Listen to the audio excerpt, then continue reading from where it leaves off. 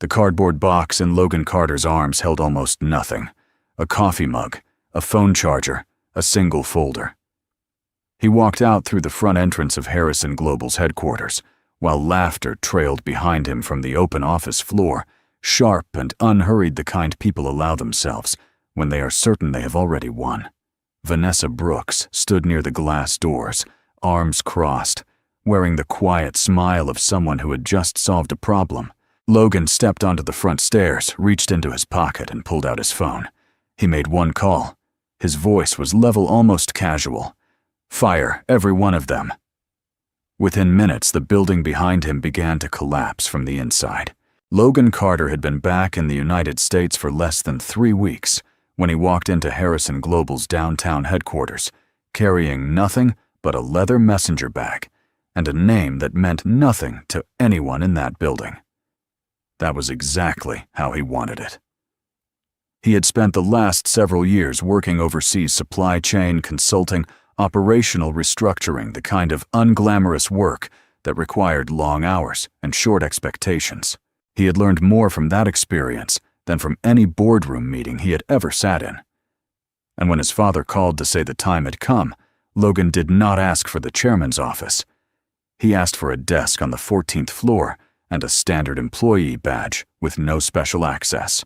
His father, Harrison Carter, had built the company from a regional logistics firm into one of the largest privately held conglomerates in the country over the course of 4 decades. The man was 71 years old, deliberate in everything he did, and had spent the last 2 years preparing for a transition that most people inside the company did not know was already in motion. Harrison had one condition: whoever took the seat after him had to understand the company from the ground up, not from above. Logan agreed without argument. It was the same philosophy that had guided his entire working life. So Logan showed up on a Monday morning in plain, dark trousers, a simple button-down shirt and shoes that were clean but not expensive. He introduced himself to the HR coordinator as a new operations associate on temporary assignment. The coordinator, a quiet man named Greg, handed him a badge, pointed him toward the 14th floor, and went back to his paperwork. Nobody looked twice. That was the point. The 14th floor housed the mid-level operations team project, coordinators, data analysts, compliance officers, and a small cluster of administrative staff who handled internal reporting and vendor communications. It was not the most glamorous floor in the building, but Logan had specifically requested it. The work done there was the connective tissue of the company. If something was wrong with the culture of Harrison Global, it would show up on the 14th floor before it showed up anywhere else. His direct supervisor was Vanessa Brooks. She was somewhere in her mid-40s, efficient in the way people become when they have held a position long enough to know exactly how little effort is required to maintain it. She wore authority like a tailored jacket, fitted deliberate and slightly too tight for anyone else to borrow. On Logan's first day, she looked him over once and said without particular interest that he would be handling data consolidation for the quarterly compliance report. She handed him a stack of documents that were already 3 days overdue and walked away before he could respond. Logan sat down, opened the stack, and got to work. The data was a mess: inconsistent formatting, missing source tags, duplicated entries across departments. It was not difficult to fix, just tedious and time-consuming. He spent most of that first day in silence working through the documents, while the rest of the floor moved around him. He noticed early on that the team functioned in a particular social geography. There was an inner circle, Vanessa at the center, flanked closely by Derek Walsh and Paula Simmons, and then there was everyone else. The distinction was not subtle. Derek was loud, loose, with opinions, and had a talent for saying things that sounded like jokes, but weren't. Paula was quieter, but more precise, the kind of person who watched everything and said only what was necessary to stay aligned with whoever held the most influence in the room. By the end of his first week, Logan had completed 3 assignments that were originally divided among 4 people. He had not announced this. He simply put the finished reports in the shared drive with clean formatting and moved on. 2 days later, He overheard Derek telling Vanessa that the consolidated vendor report, the one Logan had spent 12 hours restructuring, had been praised by the compliance director. Derek took credit for it without hesitation, without even a flicker of discomfort. Vanessa nodded approvingly and CC'd Derek on the follow-up email to senior leadership. Logan's name did not appear anywhere in the chain. He read the email, closed his laptop, and went to get a cup of coffee. He was not surprised. He was paying attention. Over the following 2 weeks, a pattern established itself with very little variation. Any work Logan completed that produced a good result would be claimed by someone else, usually Derek or Paula, sometimes Vanessa herself.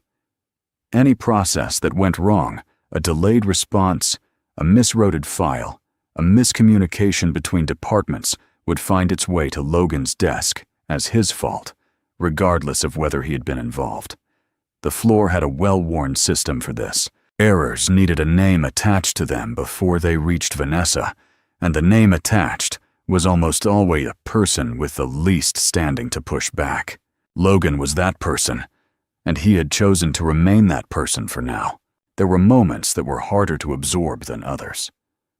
One afternoon, a compliance analyst named Ruth, a woman in her early 30s, who had been at the company for 6 years, made a formatting error in a regulatory submission.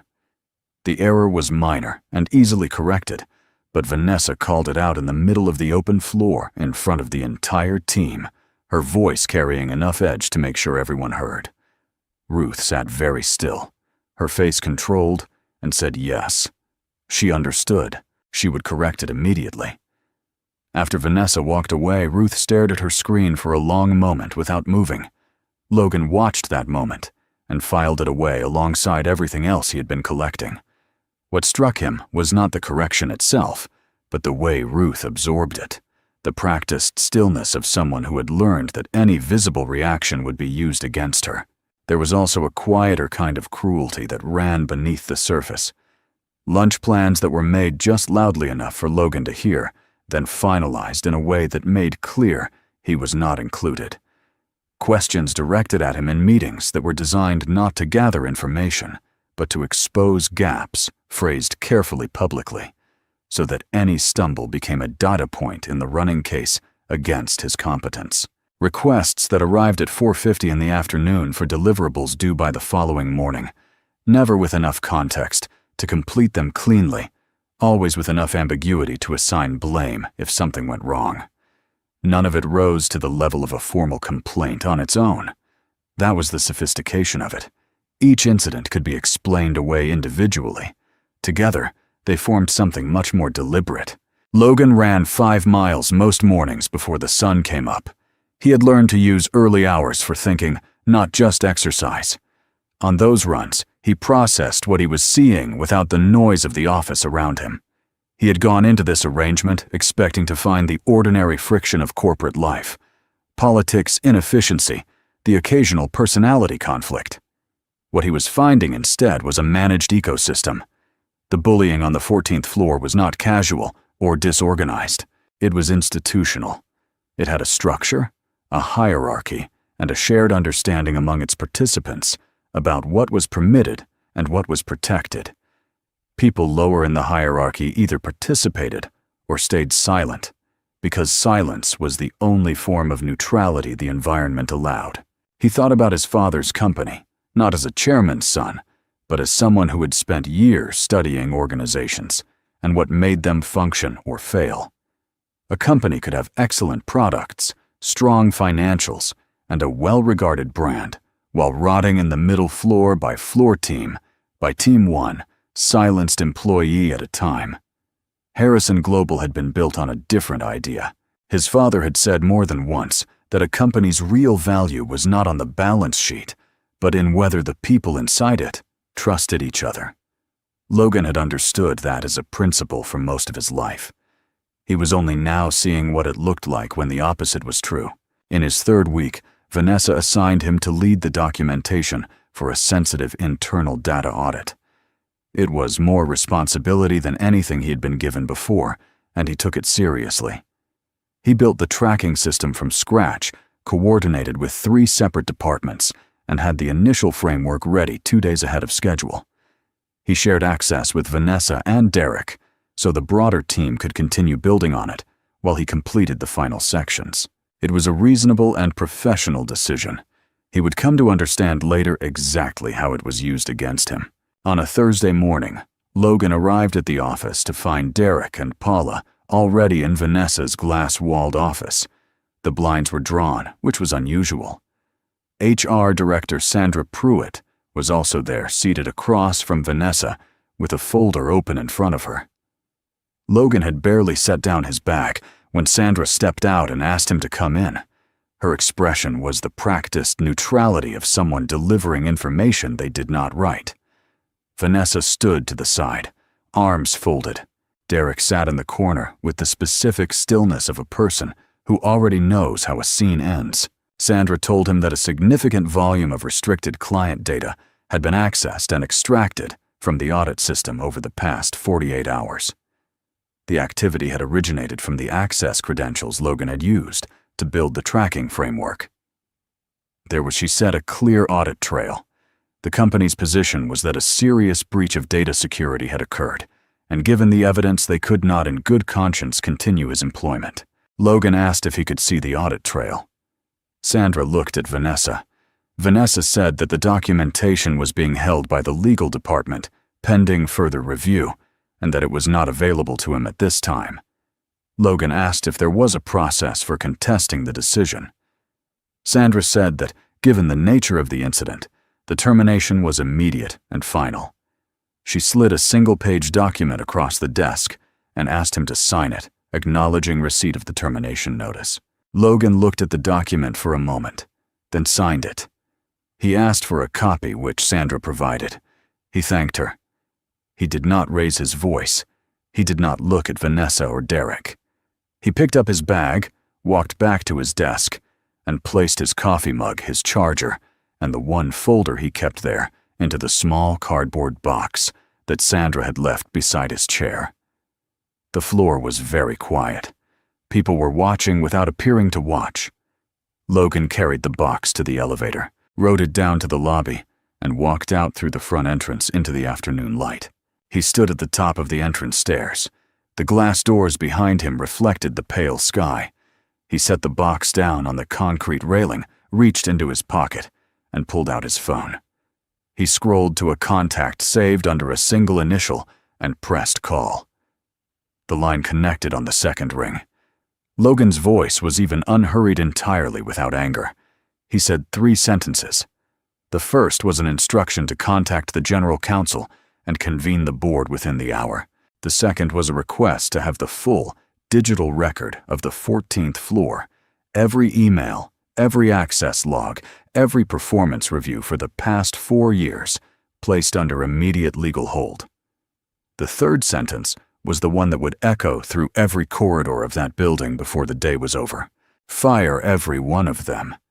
He ended the call, picked up his box, and walked toward the parking structure. Behind him, through the glass doors, the lobby was already beginning to change. The call lasted 4 minutes and 30 seconds. Logan sat in his car in the parking structure beneath Harrison Global, with the engine off and the cardboard box on the passenger seat. The general counsel, Martin Cole, had picked up before the second ring, which told Logan that his father had already been in contact.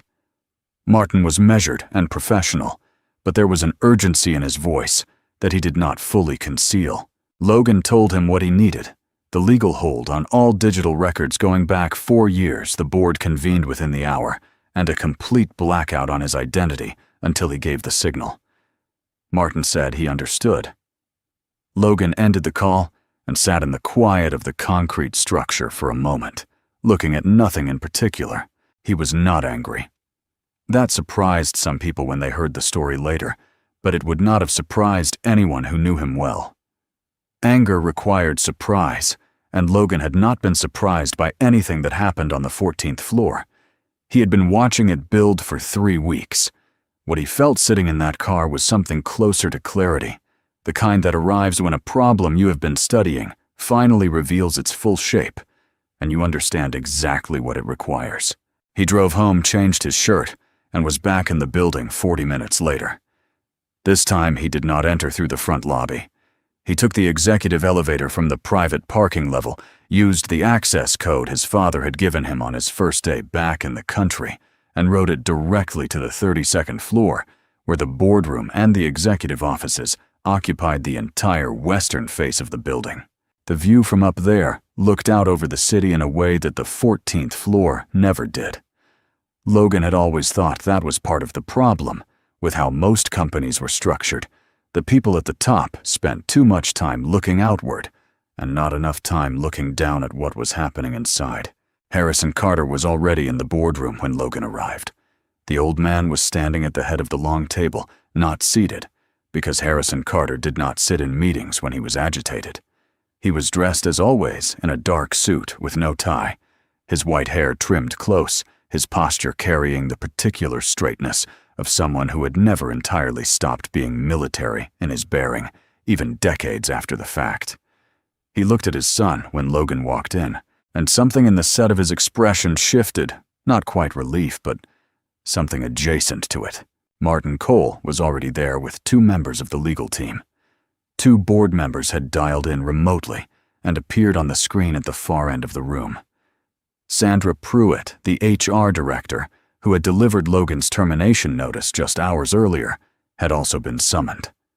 She sat at the far end of the table with the careful composure of someone who understood that her position in this room had changed significantly since that morning.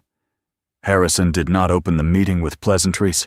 He confirmed the legal hold was in place, that IT security had already been pulled in to run a parallel audit of the data access logs, and that nobody on the 14th floor had been informed of any change.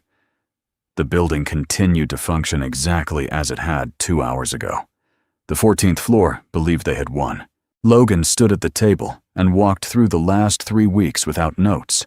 He described the pattern of work misappropriation, the deliberate assignment of blame, the fabricated data breach. He told them about Ruth, about the 450 deadlines, about the email chain where Derek took credit for 12 hours of Logan's work. Sandra listened to this without expression, but Logan saw her hand tighten slightly on the folder in front of her. She had been given a document that morning and asked to deliver it without being allowed to examine the underlying evidence. That much was apparent. Martin's team had already begun pulling the access logs. Within the first 30 minutes of examination, the trail was clear. The data extraction flagged as Logan's had been initiated through his credentials, but the originating device did not match any machine he had ever logged in from. The IP address resolved to a workstation registered to Derek Walsh. Someone had obtained Logan's credentials and used them from Derek's terminal. It was not a sophisticated operation. It was the kind of thing that worked because the people doing it had never been seriously examined before. Martin set the preliminary findings on the table and said simply that the framing was unambiguous. The legal team would need another few hours to compile the complete picture, but what they already had was sufficient to act. Harrison looked at Logan and asked him how he wanted to proceed. Logan said he wanted to proceed with the all-hands meeting as planned, and he wanted the evidence presented without any announcement of his identity beforehand. His father nodded once. Sandra was instructed to prepare the company-wide meeting notice and to say nothing beyond what the notice contained. The all-hands meeting was called for 4 o'clock. The notice went out company-wide through the internal communication system, all staff, all floors, mandatory attendance in the main atrium. The message was brief. The founding chairman had an announcement regarding the company's future leadership. Nothing more. In the 2 hours between the notice and the meeting, the building hummed with speculation. On the 14th floor, Vanessa held court near the window bank, speaking in the low, confident register of someone who considered themselves adjacent to important information. She mentioned twice that transitions like this were usually opportunities for people who had demonstrated real value to the organization. Derek laughed at something she said. Paula refreshed her email. None of them connected the meeting to the termination they had executed that morning, and none of them noticed that Sandra Pruitt had not returned to the floor after her morning meeting. The atrium on the ground floor of Harrison Global was designed for exactly this kind of gathering high ceilings, a raised platform at the north end, enough floor space to hold the entire company standing. By 3:50, the room was full. Logan stood in a side corridor off the platform, with Martin Cole watching the crowd through a narrow gap in the partition. He could see Vanessa near the center of the room, positioned with the easy confidence of someone who expected to hear good news. Derek stood beside her. Paula was a few feet back, arms crossed, watching the stage. Harrison Carter walked onto the platform at 4 o'clock with the unhurried authority of a man who had been doing this for 40 years. The room settled immediately. He spoke without a microphone for the first sentence, and then someone adjusted the sound system, and his voice filled the space. He thanked the company for its work over the decades. He said that building Harrison Global had been the defining project of his life, and that handing it to the right person was the most important decision he had left to make. He said he had spent a long time thinking about what kind of leader this company needed, not just someone who understood the financials or the strategy, but someone who understood what it actually meant to work here at every level, in every condition. He said the next chairman of Harrison Global had been inside this building for the past 3 weeks. He asked his son to come forward. Logan walked onto the platform. He wore the same clothes he had been fired in that morning, the plain dark trousers, the simple button-down, the clean but unremarkable shoes. He carried nothing. He stood beside his father and looked out at the atrium, and the silence that came over the room was total. It was the specific silence of several hundred people processing something that did not fit any category they had prepared for. Vanessa's face from the distance of the platform went through several changes in rapid succession: recognition first, then calculation, then something that had no clean name. Logan watched it happen and felt nothing reactive. He had not come up here to enjoy this moment. He had come up here to begin the work. He did not deliver a speech. He introduced himself, his name, his background. In brief, his father's intention, and the fact that he had requested to begin his time at Harrison Global as an ordinary employee.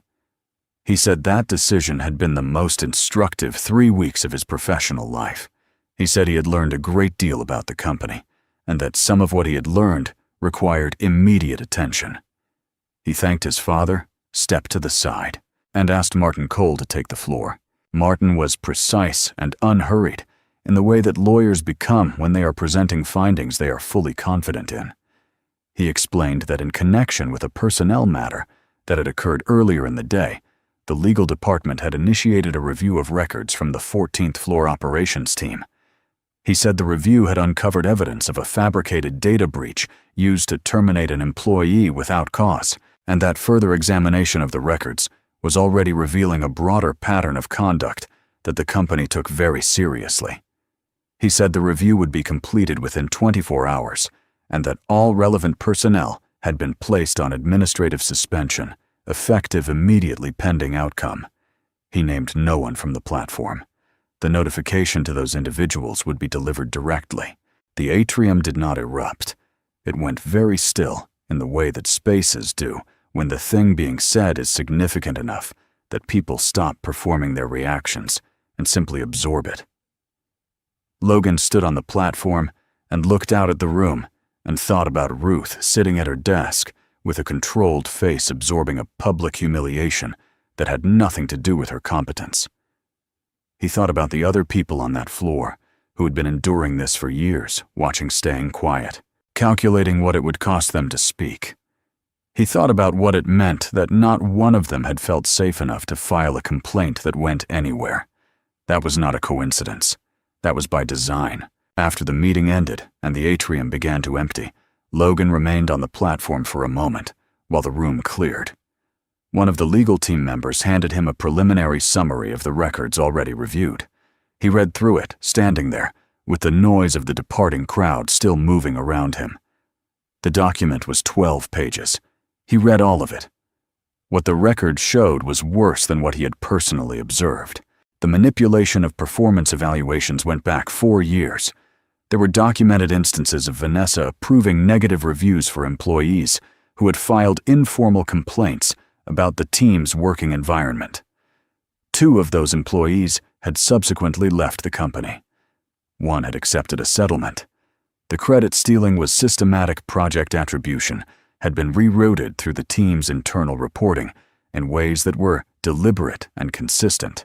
Derek Walsh appeared in more than 30 instances. Paula Simmons in 19.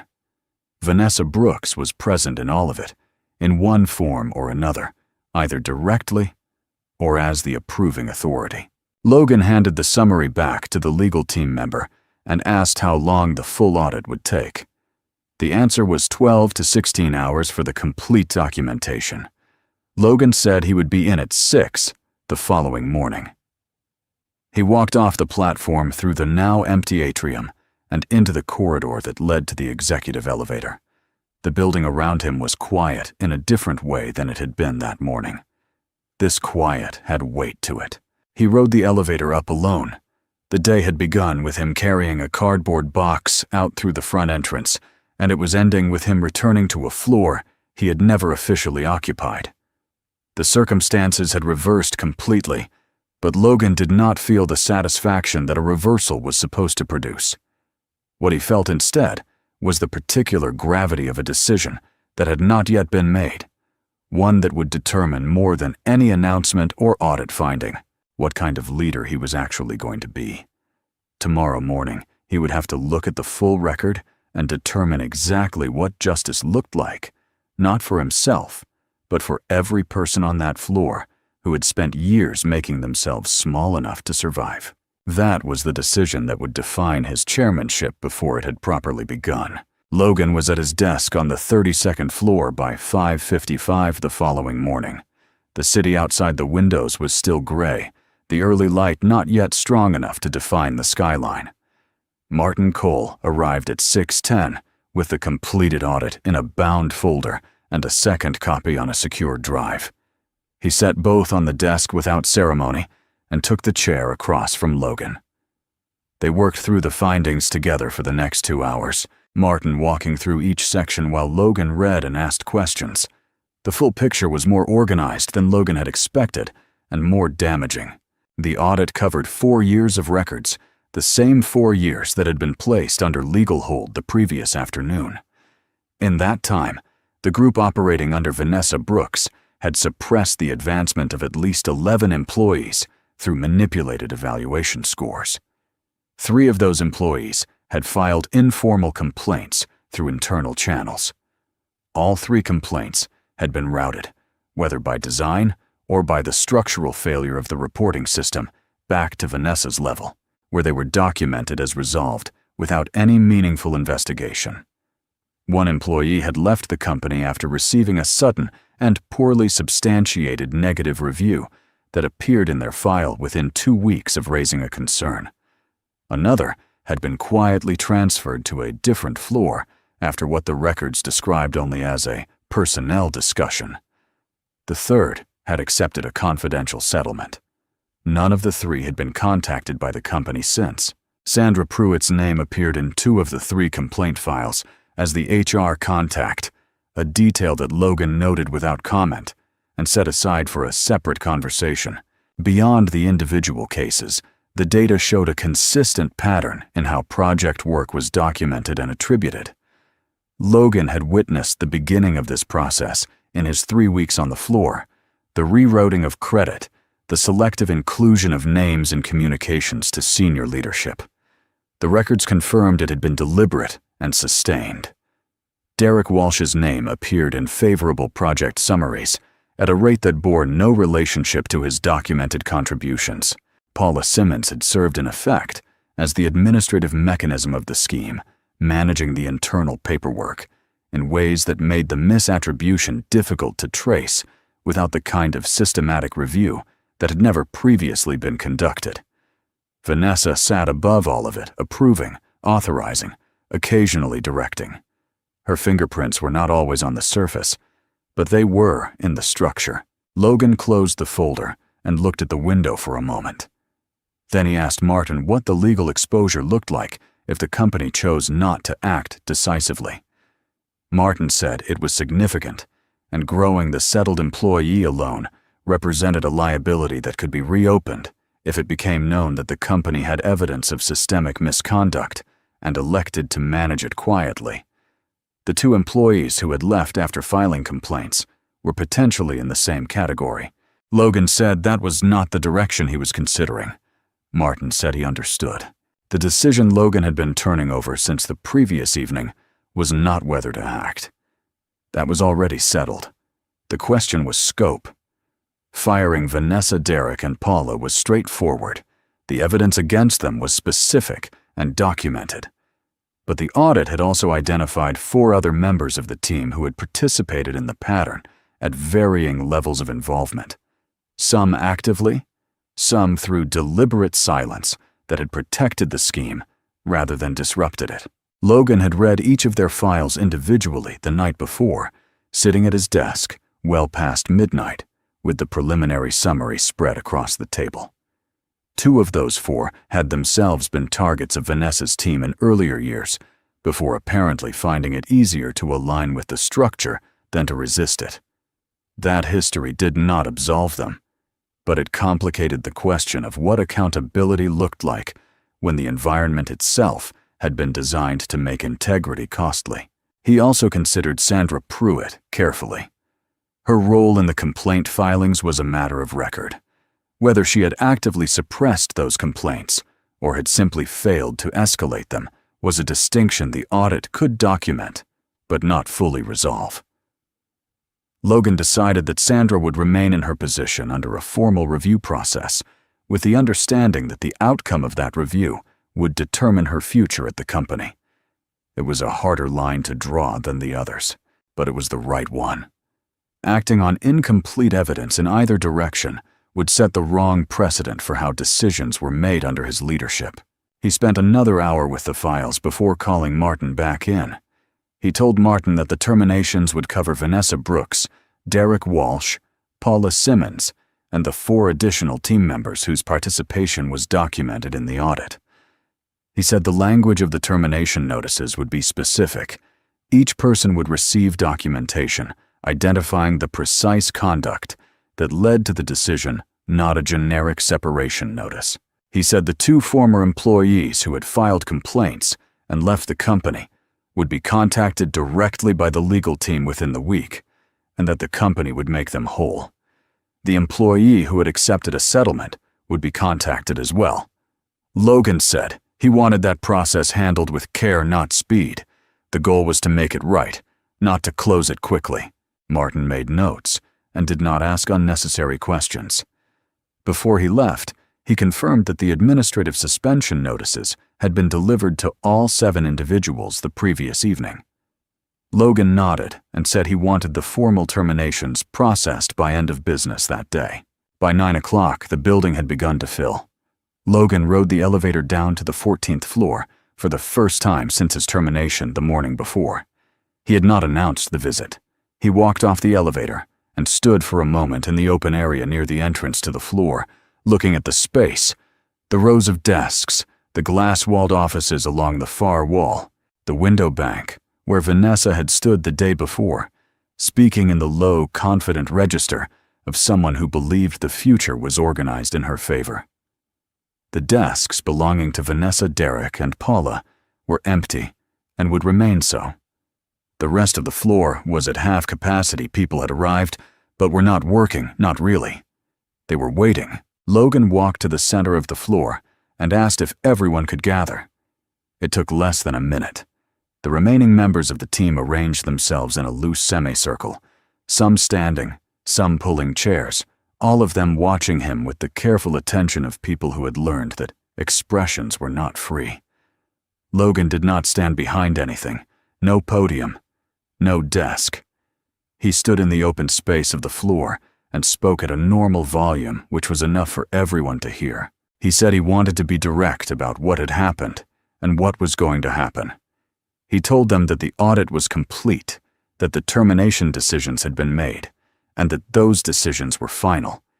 He said he was not there to explain himself or to seek their approval. He was there because the people in this room had worked in a particular environment for years, and some of them had been harmed by it, and he thought they deserved to hear from him directly rather than through a company memo. He said the evaluation system that had been in place on this floor was being suspended immediately, and that every performance record from the past 4 years would be reviewed by an independent HR team before any of it was used for any purpose going forward. He said that if anyone in the room had concerns, documented experiences, or information they had been holding on to, there would be a formal reporting channel open within the week 1 that would not route back through any manager. It would go directly to the legal department and to him. He asked if anyone had questions. The room was quiet for a moment. Then Ruth, the analyst, who had been publicly corrected at her desk in front of the entire team, raised her hand. She asked whether the review of performance records would affect decisions that had already been made, promotions that had been denied, roles that people had been passed over for. Logan said yes. He said the review was specifically designed to identify and correct those outcomes where the record showed the evaluation had been influenced by the conduct under investigation. Ruth nodded and lowered her hand. She did not say anything else, but something in the set of her expression changed, not dramatically, just a slight release of something that had been held carefully in place for a long time. Logan noticed it. He did not comment on it, but he noticed it. A man near the back of the group, one of the project coordinators, who had been on the floor for nearly 3 years, raised his hand next and asked whether people who had stayed silent would be penalized. It was a fair question, and Logan answered it directly. He said the review was focused on documented participation in the misconduct, not on silence. He said he understood that staying silent in that environment had not been a neutral choice. It had been a survival choice, and that he was not interested in punishing people for calculating what it would cost them to speak when the system gave them no safe way to do so. What he was interested in was making sure that calculation never had to happen again. The coordinator nodded and lowered his hand. A few people around him visibly exhaled. Logan spent the rest of that morning moving through the building, floor by floor. He had not scheduled the visits in advance. He showed up, asked people to gather, and had the same conversation he had on the 14th floor. What had happened, what was being done, what would be different, and what they could expect from him. Some floors were more guarded than others. Some people asked questions. Most listened. A few looked at him with the specific skepticism of people who had heard promises from leadership before and were not yet prepared to adjust their expectations. Logan did not ask them to trust him. He told them what he was doing, and he left it at that. In the afternoon, Vanessa called the main legal line and asked to speak with Logan directly. Martin relayed the message and asked Logan how he wanted to handle it. Logan said to put her through. The call lasted 11 minutes. Vanessa did not begin with an apology. She began with context, the pressure she had been under, the expectations. From above, the competitive nature of the environment she had inherited when she took the management role. Logan listened to all of it without interrupting. When she finished, he said that he had read the full audit, including the records that predated the most recent incidents, and that the pattern it documented was not a product of external pressure. It was a choice sustained over 4 years that had damaged real people's careers, and in some cases, their livelihoods. He said the decision would not change. Vanessa said that she had given the company 8 years. Logan said he understood, and that the severance terms the legal team had provided were consistent with her contract and with the company's obligations. He thanked her for the call and ended it. Derek did not call. Paula sent a written message through her personal attorney requesting reconsideration on the basis that her role had been administrative rather than directive. Martin's team responded in writing with the relevant sections of the audit attached. By the end of the first week, the independent HR review had begun. Logan had established a direct reporting line that bypassed the existing middle management structure, while new team leads were identified and vetted. He had also quietly restored 2 employees to roles they had been passed over for pending the full review.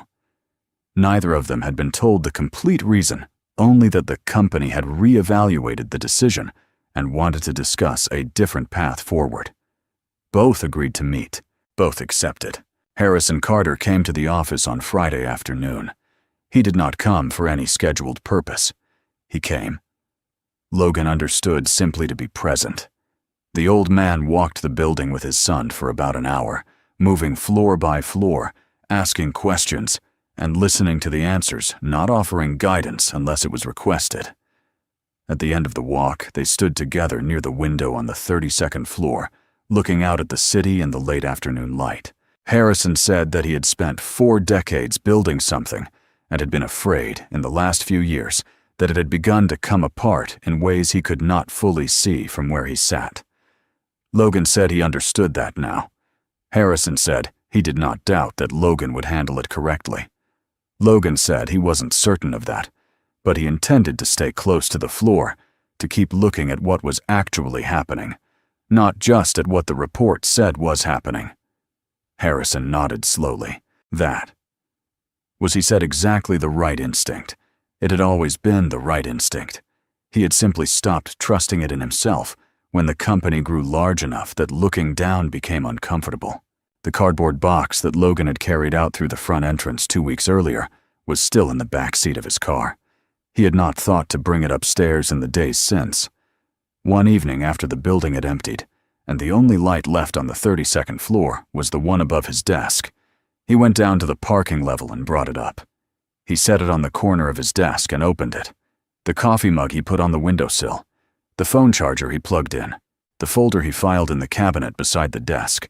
They were not significant objects, but they were the things he had carried out of a situation designed to make him feel like he did not belong there, and there was something worth keeping in having them visible. A leader was not remembered for the moment they revealed their power.